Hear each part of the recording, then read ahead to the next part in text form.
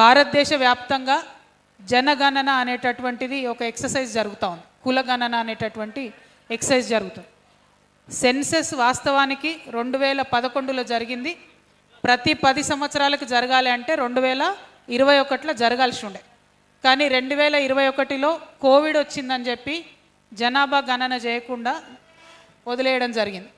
ఆ తర్వాత సందర్భంలో ఇవాళ భారతదేశ వ్యాప్తంగా జరుగుతున్నటువంటి చర్చలో భాగంగా బీసీలకు సంబంధించి గణన కావాలనేటటువంటి డిమాండ్ అన్ని రాష్ట్రాల్లో కూడా వస్తున్నటువంటి సందర్భంలో మరి కేంద్ర ప్రభుత్వం కూడా మేము కులగణన చేస్తామని చెప్పి చెప్పడం జరిగింది.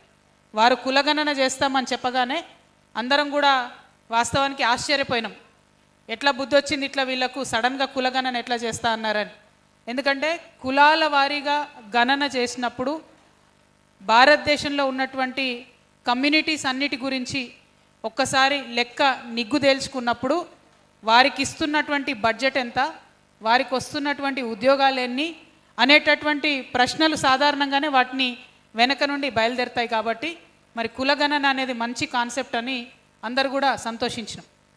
ఎప్పుడైతే కులగణన డాక్యుమెంట్ బయటకు ఇచ్చారో, సెన్సస్ డాక్యుమెంట్ బయటకు ఇచ్చారో, ఆ సెన్సస్ డాక్యుమెంట్లో కంప్లీట్గా భారతీయ జనతా పార్టీ భారత ప్రజలను మోసం చేస్తుందన్న విషయం స్పష్టంగా అర్థమైంది. ఎందుకంటే ఎస్సీ ఎస్టీ 2 కేటగిరీస్ పెట్టారు ఇంతకుముందు లాగానే రాజ్యాంగంలో ఉంది కాబట్టి. కానీ ఏదైతే ఓబీసీ అనే కేటగిరీ పెడతామని చెప్పారో అది పెట్టకుండా డైరెక్ట్గా కులము అనేటటువంటిది ఇంక్లూడ్ చేశారు.